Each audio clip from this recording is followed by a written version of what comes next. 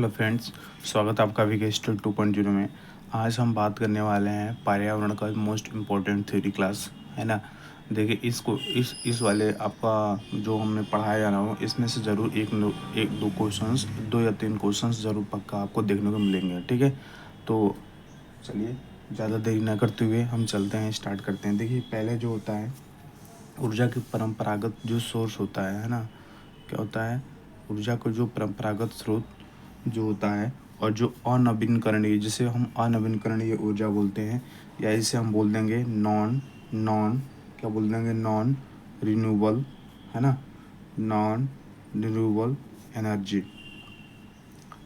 Non renewable energy इसका मतलब क्या होता है, देखिए इसका मतलब होता है ऊर्जा के वे स्रोत, है ना, जो ऊर्जा के ऐसे स्रोत जो प्रकृति में मौजूद होते हैं, है ना, जो जैसे ऊर्जा के ऐसे स्रोत जो प्रकृति में मौजूद हैं, समझिएगा, जो प्रकृति में मौजूद हैं, जिनका निर्माण जिनका निर्माण कैसे हुआ है, जिनका निर्माण अत्यधिक जिसका निर्माण अत्यंत अधिक समय में हुआ है, अधिक समय में हुआ है। देखिए नॉन रिन्यूएबल एनर्जी का मतलब होता है कि फिर इसे हम रिन्यूएबल नहीं कर सकते हैं, फिर इसे हम क्या कर सकते हैं, बना नहीं सकते हैं। अगर ये ख़त्म हो जाए तो हम बना नहीं सकते हैं। ये क्या है, ये सीमित होता है। एक क्वेश्चन आता है अनवीनकरणीय ऊर्जा के परंपरागत स्रोत या अनवीनकरणीय ऊर्जा या नॉन रिन्यूएबल ऊर्जा, ये क्या है, ये सीमित है, एक सीमित है। और जो सीमित है, सीमित का मतलब एक लिमिट में है। जैसे ये अगर ख़त्म होने के बाद, जैसे आपका कोयला हो गया, है ना, कोयला हो गया, पेट्रोलियम हो गया, क्या हो गया, कोयला हो गया, पेट्रोलियम हो गया, प्राकृतिक गैस हो गया, है ना, क्या हो गया, प्राकृतिक गैस हो गया, ठीक है। उसके बाद फिशन हो गया, है ना, फिशन पदार्थ। ये सारी चीज़ें यदि एक बार ख़त्म हो जाएंगी तो दोबारा हम रिन्यूएबल इसको नहीं कर सकते। इसलिए ये हमारा क्या है, ऊर्जा के परंपरागत स्रोत या अनवीनकरणीय ऊर्जा। डायरेक्ट आपसे क्वेश्चन पूछता है कि ऊर्जा के परंपरागत स्रोत या अनवीनकरणीय ऊर्जा या नॉन रिन्यूएबल एनर्जी कौन सी है, तो आप क्या बताएंगे, तो ये नॉन रिन्यूएबल एनर्जी कौन सी है, तो कोयला है, पेट्रोलियम है, प्राकृतिक गैस है और फिशन पदार्थ है, ठीक है। अब देखिए यहाँ बात करते हैं हम जीवाश्म ईंधन। देखिए जीवाश्म ईंधन जो होता है, जीवाश्म ईंधन जो होता है वो कौन कौन सा होता है, तो जैसे पहला आपका जीवाश्म ईंधन हो जाएगा कोयला। क्या हो जाएगा, पहला जीवाश्म ईंधन हो जाएगा आपका कोयला। तो अगर हम कोयले की बात करें तो यह कोयला कार्बन, है ना, कार्बन तथा और किससे बनता है, कार्बन तथा कार्बन के अन्य यौगिक से बनता है, कार्बन के अन्य तत्व, है ना, कार्बन के अन्य तत्व। कार्बन के अन्य तत्व जैसे आपका हाइड्रोजन हो गया, है ना, हाइड्रोजन हो गया, नाइट्रोजन हो गया, ठीक है, ऑक्सीजन हो गया, सल्फर हो गया, इत्यादि का मिश्रण होता है। ये क्वेश्चन आता है, इत्यादि का मिश्रण है ना। पहले क्या होगा, ये जो कोयला है पूछता है कि कोयला किसका मिश्रण होता है, हाइड्रोजन, नाइट्रोजन, ऑक्सीजन और सल्फर इत्यादि का मिश्रण होता है। ये क्वेश्चन आया हुआ भी है, ठीक है। और सबसे ज़्यादा इसमें किसकी मात्रा होती है, सबसे ज़्यादा मात्रा होती है कार्बन की मात्रा। कार्बन की मात्रा क्या होती है, कार्बन की मात्रा सबसे ज़्यादा होती है ना, सबसे ज़्यादा होती है। इसमें कार्बन की मात्रा क्या होती है, कार्बन की मात्रा क्या होती है, सबसे ज़्यादा होती है, ठीक है। पहला जीवाश्म ईंधन पूछता है कि जीवाश्म ईंधन कौन सा। एक तो क्वेश्चन आपका बन गया कि ऊर्जा के परंपरागत स्रोत या अनवीनकरणीय ऊर्जा या नॉन रिन्यूएबल एनर्जी कौन सी होती है, तो ये एग्जाम्पल आप याद रखिएगा, ठीक है। उसके बाद अगर जीवाश्म ईंधन पूछ दे कि जीवाश्म ईंधन कौन कौन से हैं, तो पहला तो कोयला हो गया, दूसरा जो हो गया आपका पेट्रोलियम हो गया, क्या हो गया, दूसरा आपका पेट्रोलियम हो गया, और तीसरा हो गया आपका प्राकृतिक गैस, है ना, तीसरा हो गया प्राकृतिक गैस, ठीक है, तीसरा हो गया प्राकृतिक गैस। तो इतनी सारी हैं, अब क्या क्या हो जाएगा, ये जीवाश्म ईंधन के अंतर्गत आएंगे, ठीक है।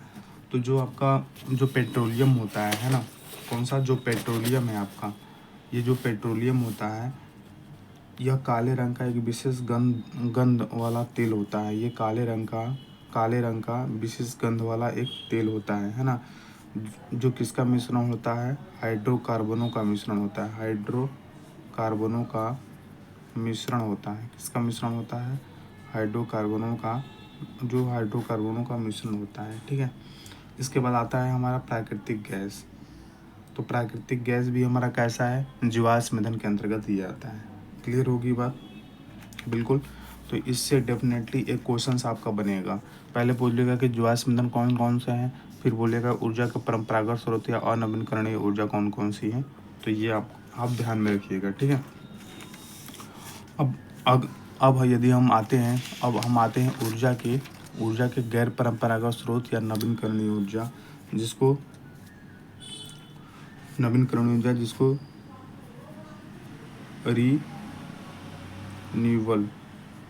रीन्यूएबल एनर्जी बोलते हैं, है ना, रीन्यूएबल एनर्जी बोलते हैं। ठीक है, ये कौन कौन से हैं?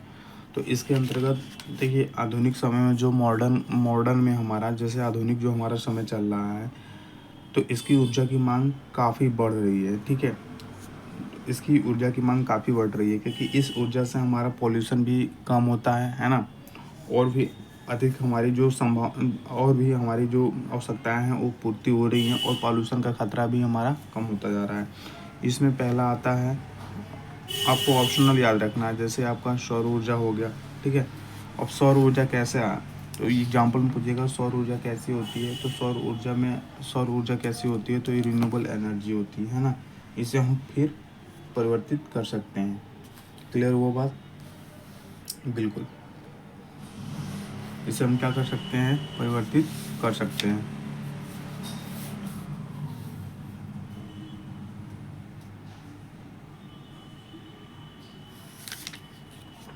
सौर ऊर्जा के अंतर्गत हमारी जितनी भी सौर ऊर्जा के अंतर्गत जो हमारी जितनी भी डिवाइसेज आती हैं, है ना, सौर ऊर्जा से हमारी चार्ज हो, जैसे कि हम डिवाइसेस की बात करें, पहला सौर कुकर हो जाएगा। क्या हो जाएगा? सौर कुकर हो जाएगा। और दूसरी अगर बात करें हम, है ना, सौर सेल हो जाएगा, है ना, सौर सेल हो जाएगा। ये सब सौर ऊर्जा के अंतर्गत आपका आते हैं डिवाइसेज। ठीक है, सौर ऊर्जा के अंतर्गत क्या आती हैं, डिवाइसेज आती हैं।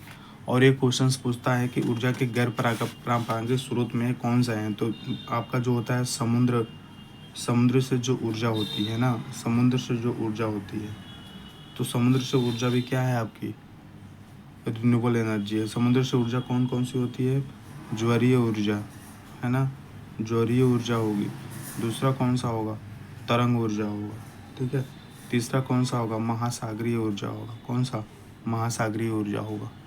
ठीक है, ये सारी चीज़ें ऊर्जाएँ होती हैं। क्लियर होगी बात? ये भी क्वेश्चन पूछता है। तो बस छोटी सी वीडियो आज हम लेकर आए हैं। छोटी सी वीडियो मतलब यहाँ ऊर्जा के परंपरागत स्रोत और नवीनकरणीय ऊर्जा के गैर परंपरागत स्रोत या नवीनकरणीय ऊर्जा। कल हम बात करेंगे जैविक घटक, अजैविक घटक, इसके बारे में हम कल चर्चा करेंगे। ओके, तब तक के लिए बाय बाय, टेक केयर, जय हिंद, जय भारत, वंदे मातरम।